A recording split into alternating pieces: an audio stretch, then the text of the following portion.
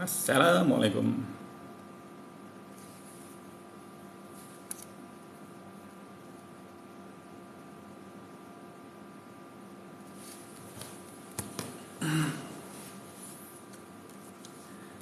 Assalamualaikum warahmatullahi wabarakatuh dan selamat sejahtera. Ini merupakan live pertama saya di TikTok secara solo. Sebenarnya ini saya tak pernah lagi buat live secara solo di TikTok ni. Sebelum ni adalah dapat jemputan daripada orang lain untuk buat live TikTok bersama. Tapi saya tak pernah lagi. Ini first time untuk saya buat live TikTok secara solo. Saya perkenalkan, nama saya Zamri Nayan. Saya merupakan seorang internet marketer sejak 2003 lagi. Lama dah. Dan saya ada buat banyak lah bisnes berkaitan dengan internet. Sehingga pada masa sekarang saya masih lagi buat bisnes internet ni. Dan saya jumpa sesuatu yang sangat interesting lah pada 2022. Iaitu bagaimana cara untuk menghasilkan pendapatan melalui simpanan emas dan juga bisnes emas. Itu yang saya start fokus untuk buat TikTok ni. Dan saya sahut cabaran untuk menghasilkan 1000 konten dalam masa yang paling singkat. Okay, so itu yang saya lakukan. Dan saya mula menghasilkan video-video TikTok saya rasanya 3 hari lepas. 3 hari lepas saya start lah. 3-4 hari lepas saya start release. Paling kurang pun 5 video setiap hari di TikTok. Dan saya tak tahu lagi lah result dia macam mana kan. So orang cakap hasilkan 1000 dulu video dan kita tengok result dia macam mana. So itu yang saya buat lah. Saya buat dulu, saya percaya kemudian. Sebab ini adalah berdasarkan apa yang sudah pun dilakukan oleh rakan-rakan TikTok saya yang kebanyakannya dah jadi expert di dalam pemasaran TikTok ni. So saya just follow aja dulu. Kita tengok result dia macam mana. Sama ada patut saya teruskan ataupun tak, itu bergantung kepada hasil dia kan. So itulah, ini first time saya buat live. So saya pun tak expect apa-apalah daripada first live ni. Saya nak cakap pun saya tak tahu. Tapi saya cuba je lah. Okay, orang panggil zombie mode lah dalam public goal ni. Okay, so hi PG nak Hana kan. Okay, so Hana, ini first time saya buat TikTok live. Okay, so mungkin pada live kali ni tak ada konten sangat lah. Okay, tak ada konten sangat. Melainkan saya nak perkenalkan diri saya lah. Nama saya Zamri Nayan. Okay, mungkin yang mana yang buat bisnes internet yang dulu-dulu tu mungkin kenal saya lah. Dan sampai satu ketika tu mungkin ada yang perasan yang saya ni tak buat apa-apa. Pada penghujung 2017 tiba-tiba lesap macam tu je. Semuanya macam hilang lah. Saya ni hilang daripada industri bisnes internet ini sendiri. Sebabnya saya sakit teruk lah. Saya terkena acid dan terlantar di hospital berbulan-bulan lah. That's why rupa saya jadi macam ni. Kalau dulu of course saya tak jadi macam ni lah kan. Tapi sekarang hopefully makin handsome lah. Okay, so lepas 2017 dalam masa 2 tahun jugalah saya tak boleh buat apa. Saya terlantar di pembaringan je lah. Okay, saya kena acid ni nampak dekat muka ni macam sikit je kan. Tapi sebenarnya kat badan saya, dekat dada ni, kat lengan ni memang penuh berparut. Itulah kesan daripada asid yang digunakan untuk cuci sinki tersumbat. So ini pengajaran lah. Kalau sinki tersumbat tu tak payah nak beli alat-alat yang pelik-pelik dekat luar sana tu. Saya beli kat Lazada time tu. Okay, saya beli kat Lazada dan bukannya saya tak mampu untuk hire orang untuk betulkan sikit tersumbat ni. Tapi disebabkan laki ni dia kadang-kadang dia suka nak buat sendiri. Itu salah satu sebabnya saya buat sendiri. Saya nak try selesaikan masalah tu sendiri. Bukannya tak mampu pun kan. Kalau nak hire orang tu dalam 150 tu dah settle dah masalah si kita semua tu. Tapi saya cuba buat sendiri, itulah apa yang terjadi. Asid terlimbah ke banyak yang kat dada saya lah, kat dada kat sini. Dan saya terpaksa go through 13 operation. 13 tau, bukan 3, 13 operation. Saya dalam unit rawatan rapi lah, macam satu ward tu memang dikhaskan kepada orang yang terkena api ataupun terkena asid. Saya stay kat situ selama 2 bulan. Lepas tu kena balik, disuruh balik ke rumah.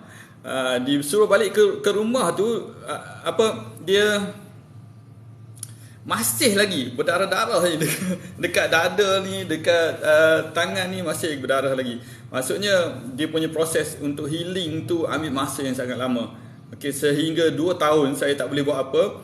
Saya terlantar saja dekat katil, baring macam itulah, bukan boleh bergerak apa pun.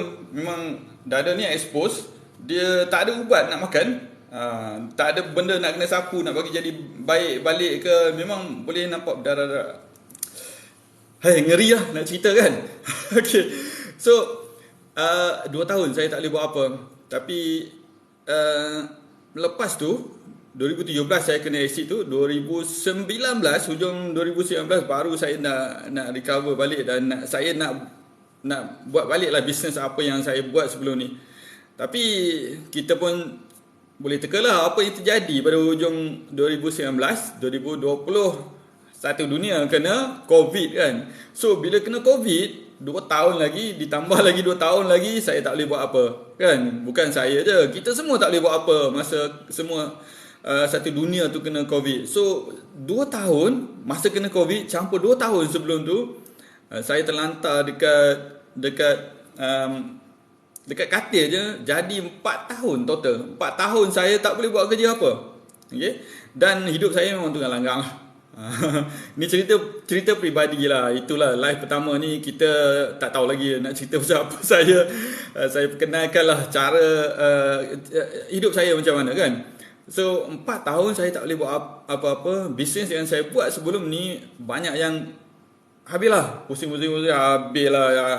Ada yang sebelum ni ada saya buat seminar, saya ada tulis buku sendiri, saya ada buat digital product, dan saya ada buat affiliate marketing kan. Semua ni income yang dinamakan, majoritinya income yang dinamakan income aktif, di mana kita buat benda tu kita akan dapat income. Okay? Ada jugalah, saya ada juga rumah sewa, tapi itu tolak tepi lah. Maksudnya kalau kita ada active income, semuanya akan berhenti bila sesuatu berlaku pada diri kita. Macam yang berlaku pada diri saya lah.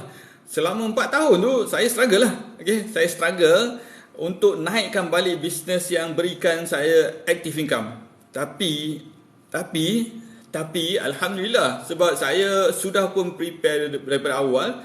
Saya faham tentang konsep passive income ni. Saya dah sediakan satu platform. Bukan sediakan satu platform, saya guna platform tersebut untuk saya hasilkan passive income. Jadi masa saya sakit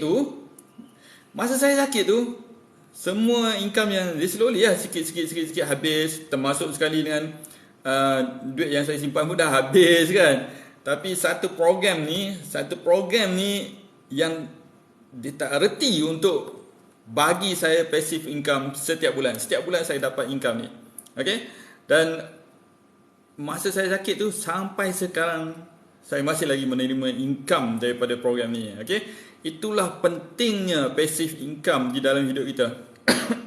Kita mungkin ada pekerjaan yang bagus, contohnya dapat income katakan 3,000, 5,000 ataupun 10,000 setiap bulan. Okay? Dari pekerjaan yang kita buat kan. Tapi kalau sesuatu yang berlaku kepada kita dan kita tak ada passive income, ini yang sangat bahaya. Sebabnya kita boleh digantikan dengan orang lain. Di dalam company yang kita bekerja tu, macam sehari dua macam tu dia orang boleh replace kan. Tapi apa yang berlaku kepada kita company don't care lah. Dia tak kisah sangat lagi dah. Kita yang kena struggle sendiri dan kita sepatutnya prepare awal-awal untuk sesuatu yang buruk berlaku kepada diri kita. Kalau tak jadi sesuatu yang buruk, tak ada masalah. Tapi pada masa akan datang, kita kena tahu yang kita juga akan menjadi orang tua kan. Kita akan pencen dan kita tak akan mampu lagi bekerja. Jadi passive income tu penting. Dan saya jumpa passive income ni sejak dalam 2003 lagi dalam bisnes internet. Tapi yang paling best tu saya jumpa 2013, itu dalam sebuah program rujukan telco lah. Okay. Hari ni saya tak nak cerita lah program apa. Kita nak cerita pasal diri saya dululah, yang surface je. So itu yang berlaku kepada saya, dan income tu 2013 sampai sekarang dah ada dekat 10 tahun. Setiap bulan tanpa miss saya dapat income ni. Alhamdulillah. Itu yang menyelamatkan saya daripada bencana keuangan lah. Itu yang saya boleh katakan. Disebabkan saya prepare awal-awal. Prepare awal-awal, sediakan passive income ni. Okay. Daripada Cikgu Sabri, betul-betul. Ya, betul. Kita perlu hasilkan passive income ni start dari awal. Sebab kadang-kadang passive income ni dia ambil masa, slow and steady. Dia tak nampak hasil dia dalam masa yang singkat. Tapi bila dia start dapat naik income je tu, memang best lah. Time tu baru kita barulah kita menikmati hasilnya. Hasil tu atas titik peluh kita dari awal tu. That's why orang cakap, kalau kita nak tengok diri kita sekarang ni, kita tengok 5 tahun yang lepas apa yang kita buat. Itulah diri kita sekarang. So kalau let's say katakan kita nak tengok diri kita pada 5 tahun atau 10 tahun daripada sekarang, apa yang patut kita buat sekarang. Itulah sesuatu yang kita boleh ubah sekarang ni, hari ini. Okay. So saya baca komen sekejap daripada Daus Ahmad. Macam mana nak buat? Macam mana nak buat ni adalah kita kena carilah program-program yang boleh menghasilkan pendapatan pasif ni. Jangan, kalau saya nak advise kan, kalau kita dah ada kerja yang agak selesa, maksudnya dengan gaji yang kita ada sekarang ni kan, selesa lah untuk cover perbelanjaan kita setiap bulan ke, saya cadangkan jangan cari pekerjaan sampingan. Cari bisnes sampingan yang boleh menghasilkan pendapatan setiap bulan. Senang je nak cari program-program yang macam ni. Contohnya kita mesti tanya, okay? Kalau let's say katakan kita buat bisnes sampingan ni kan, kita buat sekarang, let's say katakan sesuatu yang berlaku pada diri kita, adakah pendapatan tu akan lagi kita terima?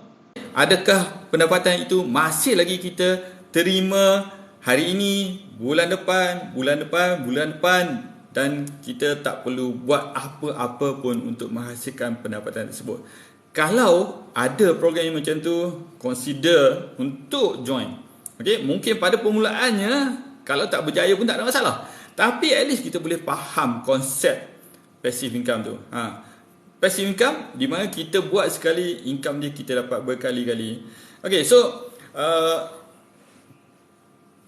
fast forward ke 2022. Ini cerita satu lagi fasa dalam hidup saya. Okay, 2022. Itu macam 2013 sampai sekarang ni kan, sampai 2022. Passive income tu saya masih lagi terima, dan saya 2022 saya menambah satu lagi sumber passive income yang keberapa pun saya tak tahulah kan, yang seterusnya. Okay? Dan yang ni yang saya rasa agak interesting, sebab sekarang tujuan saya bukannya untuk menghasilkan sangat income untuk diri saya dengan lebih banyak, berbanding dengan usaha saya untuk menghasilkan pendapatan di dalam program yang menghasilkan passive income sebelum ni. Tapi lebih kepada level seterusnya. Level seterusnya maksudnya kat sini, dalam hidup kita ni kan, pertama sekali ialah kita mesti menghasilkan pendapatan. Ini penting. Kita menghasilkan pendapatan. That's why kita semua pergi bekerja. Orang dewasa lah kan, kita pergi bekerja dan kita menghasilkan pendapatan ni. So what's next? what's next? Pendapatan ni kita belanja dan kita kena simpan. Ini penting. Sebab kebanyakan kita cuba menyimpan tapi bocor. Simpan sini, bocor sana. Okey, masuk 50, keluar 49. Contoh ya, macam mana kita nak menyimpan kalau let's say katakan kita masuk banyak, keluar apa banyak. Okey. So, kena pastikan yang kita menghasilkan pendapatan dan kita menyimpan sebahagian daripada pendapatan tersebut dan seluruhnya kita belanja. Yang tu yang paling penting. Okey, so yang tu yang saya cuba lakukan sekarang ni. Okey, saya sudah pun menghasilkan pendapatan passive income dan passive income ni sebahagiannya saya dah allocate. Okey. Kalau yang menonton ni pernah hadir ke program Beyond lah. Dia ada ceritakan tentang macam mana nak uruskan wang untuk syarikat. Tapi sebenarnya kita boleh gunakan konsep yang sama juga untuk menguruskan keuangan peribadi kita. Sebagai contoh, kita dapat income je. Okay? Income ni kita akan salurkan ke mungkin macam ni macam ni. Katakan kita dapat gaji gaji masuk ke dalam bank account yang pertama. Okay? Kita kena ada bank account yang kedua. Mungkin bank account yang kedua ni adalah untuk tabungan kecemasan. Okay, bank account yang ketiga adalah untuk akaun keseronokan. Dia panggil keseronokan. Alright. So, bank account yang ketiga adalah untuk apa pula? Tadi simpanan, keseronokan, education. Contoh. Let's say tiga ni. So, daripada income ni yang mungkin 100% masuk ke dalam akaun bank ni gaji kan. So 20% katakan masuk ke dalam simpanan. Dia buat standing instruction siap. Okay. Dan mungkin 5% lagi masuk ke tabung kecemasan ke. 10% lagi katakan masuk ke dalam tabung keseronokan ke untuk enjoy lah. Okay. So that's why lepas tu kita akan ada banyak lah akaun bank ni. Dan kita akan lupakan bahagian ini, simpanan bahagian akaun simpanan ni jangan sentuh apa-apa. Itu caranya untuk kita menambah lagi jumlah simpanan kita. Tapi walaupun buat macam tu, okey, kita tahu kan duit kita sentiasa ditolak masuk ke dalam akaun bank yang untuk simpanan ni. Tapi sampai satu ketika kita nak check. Bila kita nak check tu ini akan jadi kebocoran sekali lagi. Kita tengok duit ada banyak, kita nak keluar lah. Macam-macam lah. So that's why duit ni, okay, duit ni dia punya fitrah dia adalah untuk dibelanjakan. So that's why kita simpan pun, kita tahu duit yang kita simpan tu ada di dalam bank tu, kadang-kadang kita terguna juga. Itu yang dinamakan kebocoran ataupun ketirisan simpanan kita. So saya sedar tentang perkara ni dan saya ambil inisiatif lah untuk study sikit. Dan kebetulan ada rakan saya mencadangkan emas, simpanan emas. Okay, simpanan emas, dan dia cadangkan untuk saya sertai satu program ataupun satu syarikat ni lah. Syarikat dia bagi duit permulaan untuk saya sertai program tersebut. So orang bagi duit, saya terimalah untuk buka akaun kan.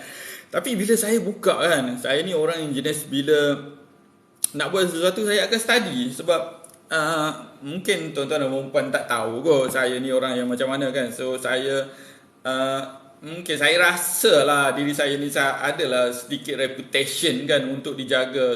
Sebab saya dah buat bisnes internet sejak 2003 dan saya pun adalah boleh katakan penulis buku dan saya nak jaga nama saya. So saya study tentang emas ni, saya study tentang syarikat tu sendiri dan saya study industri emas itu sendiri.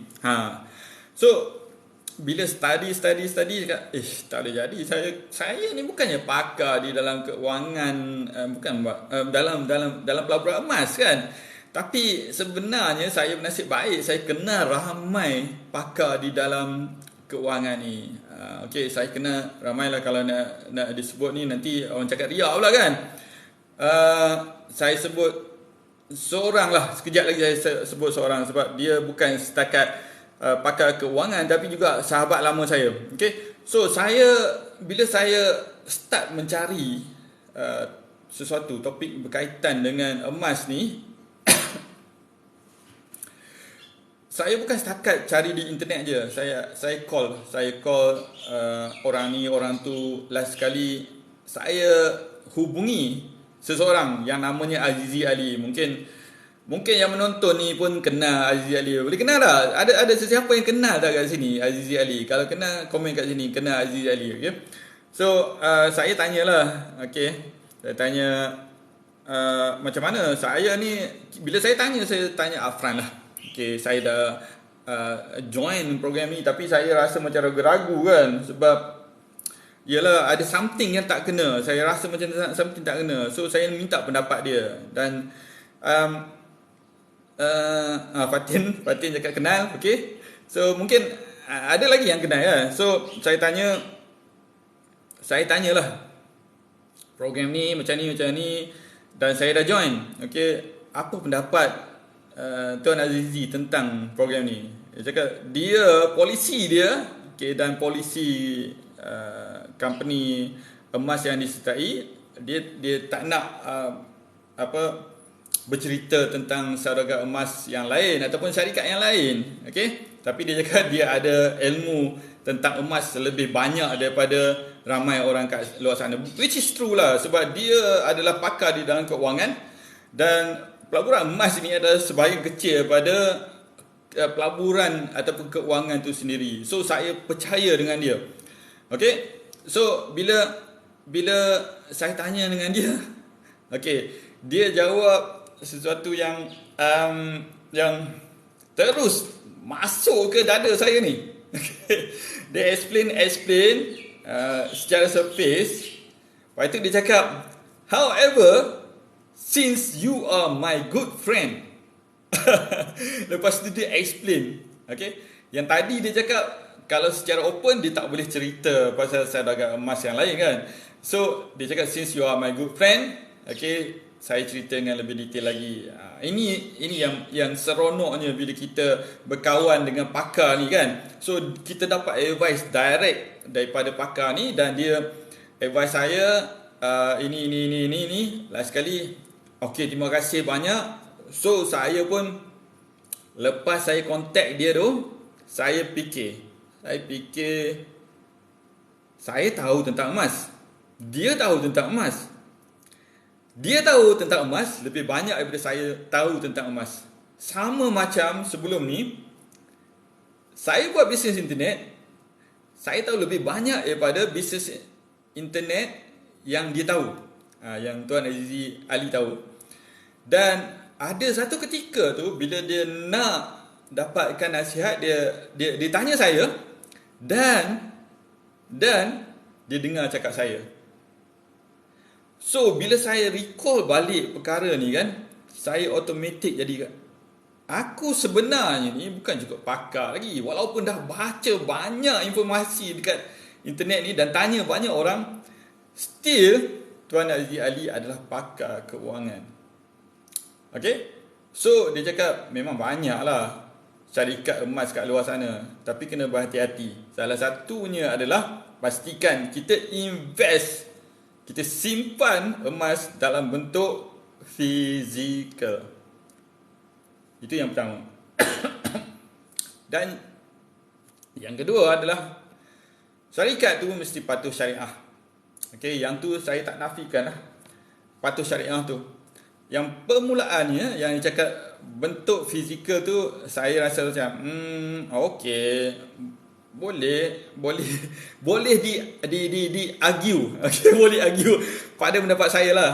Okey, last kali bila saya study lagi cakap make sense, sebab banyak syarikat sebelum ni yang pada permulaannya dia nampak ada produk, ada emas ni secara fizikal, tapi majoritinya emas tu mungkin kalau kalau dijualnya banyak, yang adanya seketul je. Mungkin yang macam tu. So amat bahaya. Jadi kena pastikan emas yang kita simpan adalah emas fizikal. So daripada situ, that's it lah. Saya cakap kali ni saya tak payah fikir panjang lah. Buat apa nak fikir panjang kan? Kalau kita jumpa seseorang pakar, kita patut dengar cakap dia. Okay, bukannya kita nak tunjuk terror dekat dia. Betul tak? Takkan kita nak tunjuk terror kepada guru kita sendiri juga. Lagipun saya memang dah kenal Tuan Aziz Ali dah lama dah. Bukan 1-2 tahun. Okay, lebih daripada itu, dah lama dah. Okay, so akhirnya saya join, dan saya join bukannya untuk menghasilkan pendapatan yang banyak pada permulaannya. Okay. Tujuan saya adalah untuk simpan dan untuk tambah lagi saya punya sumber pendapatan pasif. So itu 2022, dan fast forward ke 2023, saya nampak memang sekarang adalah the right time untuk kita semua menyimpan emas. Ini penting. Sebab situasi dunia sendiri, kita boleh tengok apa yang berlaku sekarang kan. Semuanya tak stabil. Even dalam keuangan negara kita sendiri, walaupun secara layman, maksudnya macam orang biasa pun boleh terasa kan, kita ni tahap keuangan kita macam mana. I mean, dalam negara ni keuangan kita macam mana, tak semeriah zaman dulu-dulu tu. Okay, kita tengah struggle. So kalau negara pun tengah struggle, apa yang patut kita lakukan? Kita patut ambil tindakan untuk protect diri kita sendiri juga. So mungkin katakan, kalau sesuatu yang berlaku, the worst case lah, berlaku pada kita, apa persediaan kita untuk protect keuangan kita? Yang tu paling penting. Okay? Sebab kadang-kadang kita rasakan benda ni tak akan terjadi kepada diri kita sendiri, takkan terjadi kepada negara kita sendiri, tetapi semuanya berkemungkinan. Itu yang bahayanya. That's why kita start dengan kita sendiri. Kita sendiri protect diri kita, family kita sendiri. Itu yang paling penting. Saya pun tak adalah nak cakap saya ada property banyak, tapi adalah kan. Adalah juga saya ada property yang saya beli dan sewakan kepada orang lain. Tapi kita nak benda sesuatu yang solid. Satu lagi, benda yang aset ni yang boleh kita simpan dan senang dicairkan. Itulah sebabnya saya simpan emas. Dan kebetulan syarikat ni juga ada dealership. Jadi dengan dealership ni saya nampak peluang yang lebih besar lagi. So that's why saya terus join, dan saya tak fikir panjang lagi dah. Once saya dah decide, saya puas hati decide, dan saya start simpan emas dengan syarikat ni. Dan mungkin tuan-tuan dan perempuan tahu syarikat ni syarikat apa. Nama syarikat ni ialah Public Gold. Okay, so syarikat ni adalah syarikat yang dah establish lama dekat Malaysia ni. Sejak 2008 lagi. Time tu saya dah tahu pasal Public Gold, dan saya tahu tentang saya kenal dealer nombor 1 Public Gold, iaitu Syukur Hashim. Saya kenal awal dia join Public Gold lagi. Time tu saya tak join sebabnya benda baru kan. Benda baru, tapi bagi saya lah, kalau benda baru ni saya nak tengok dulu macam mana dia boleh pergi jauh ke tak. Saya nak pastikan, especially untuk simpanan emas, pelaburan emas ni yang memerlukan masa yang panjang untuk kita tengok result dia, dan kita mesti berikan masa untuk syarikat tu betul-betul kukuh dulu, baru kita masuk dan kita nikmati hasilnya. Okay, sebab tujuannya yang pertama sekali, kita nak simpan. Kita nak simpan emas tu dalam bentuk fizikal, kita nak hold duit tu selamanya mungkin. So bila kita dapat emas ni, kita jumpa syarikat yang dah kukuh, syarikat yang memang tulen, dah proven dah, kita tak perlu risau lagi tentang operation dia, sama ada dia akan kekal lama ataupun tak. Sebab kalau 2008 sampai sekarang berapa tahun dah? 2008 dekat 15 tahun kan. Kalau dekat 15 tahun tu memang, iyalah, kalau umur kita pun dah, kalau start daripada lahir 15 tahun dah form 3. Lama tu kan. So kita tak adalah kita nak back tengok sampai syarikat yang 100 tahun. Tak perlu kan. Sebab benda ni benda baru, dan dia ada plan yang menarik untuk kita, bukan setakat simpan emas, tapi juga kita menghasilkan pendapatan melalui bisnes emas di dalam PG itu sendiri. That's why ini very very interesting lah bagi saya. Sebab permulaannya saya tengok bahagian simpanan je. Yang kedua, bila saya faham tentang macam mana komisen tu dijana di dalam public gold, memang saya cakap, wow, ini boleh pergi jauh. Lebih jauh lagi. Okay, lebih jauh lagi. Lebih jauh lagi. Okay, so sekejap saya baca ni komen pada Yaya. Yaya okay 15 tahun dah. Betul. Yaya pun dah lama dalam public gold kan. So Yaya pun tahu syarikat ni macam mana. Dan satu lagi yang very interesting kat sini adalah dia ada satu lagi peluang untuk menghasilkan pendapatan, iaitu PG Mall. Yang tu kita cerita kemudian lah. Yang ni market is so huge. Sangat besar. Okay, sangat besar. Dan dia adalah PG Mall sekarang ni nombor 2 di bawah satu lagi platform e-commerce yang ramai orang beli belah sekarang ni. Tapi yang bestnya, PG Mall ni baru aja digunakan oleh ahli-ahli public gold dan sudah pun naik ke nombor 2. Bayangkan kalau ada kesedaran yang meluas di kalangan orang-orang dalam Malaysia. Hebat kan? Saya tak sabar untuk tengok time tu. Time bila PG Mall naik nombor 1 sebagai e-commerce platform di Malaysia. Satu hari nanti akan saya percaya akan berlaku. Okay? So itulah sebuah sedikit cerita saya sehingga sekarang lah. Inilah problemnya kalau saya bersembang ni jadi panjang. Dia panjang walaupun plan saya untuk sembang sikit-sikit je pasal diri saya. Sekarang dah masuk daripada diri saya sampai cerita sampai sekarang lah kan. Sampai public gold, which is good lah. Okay, dan saya ada menulis sebuah e-book yang bertajuk Rahsia Public Gold. Okay, Rahsia Public Gold. Ini e-book yang saya tulis, panjangnya dalam 40 muka surat, dan saya nak bagi kepada anda yang menonton live ni. Saya nak bagi untuk download lah. Saya tak nak duit. Okay, pergi download dulu. Kalau rasa nak bayar. Kalau tak nak bayar, tak bayar. Tapi download dulu e-book Rahsia Public Gold ni, dan ada cerita tentang saya. Ada cerita tentang saya dan ada cerita kenapa public gold. Okay, kat mana nak dapatkan e-book ni? Pergi ke link di bio saya. Dekat situ pergi ke link tu, dan kat situ saya akan berikan caranya untuk dapatkan e-book Rahsia Public Gold ini. Okay, so macam saya cakap tadi, bayar ke tak bayar itu nombor 2. Yang penting pergi download dulu. So saya rasa tak tahulah, ini first time saya buat live di TikTok secara solo. Macam mana? Okey tak? Ataupun saya dah buat kesalahan ke apa yang patut diperbetulkan? Komen-komen, tak ada masalah. Okey, sembang-sembang je. Okey, dan itulah, saya ni kalau sembang ni macam tak boleh stop kan.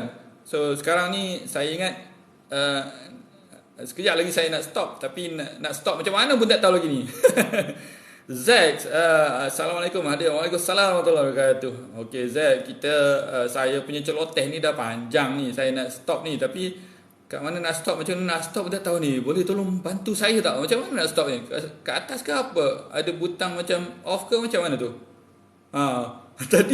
Tadi nak start live ni senang. Ada butang merah tu ke, saya tekan je live kan. Kalau macam mana nak start Boleh tolong tak? Macam mana ni? Okay, so saya rasa setakat ini sahaja dulu live saya pada kali ini. Hopefully ada manfaat dalam perkongsian saya di dalam live TikTok pada kali ini.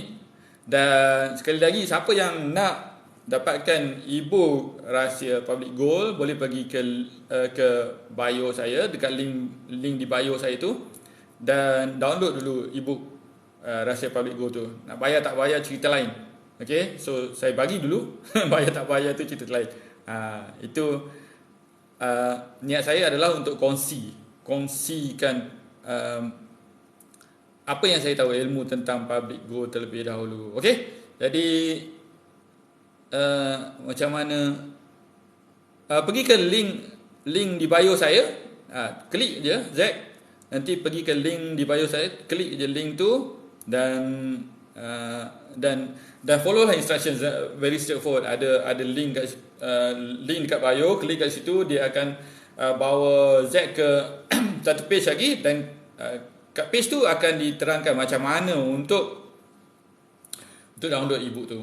Okay, so setakat ini saja dahulu. Saya ucapkan terima kasih banyak-banyak. Terima kasih banyak-banyak kerana attend, hadir ke live TikTok saya.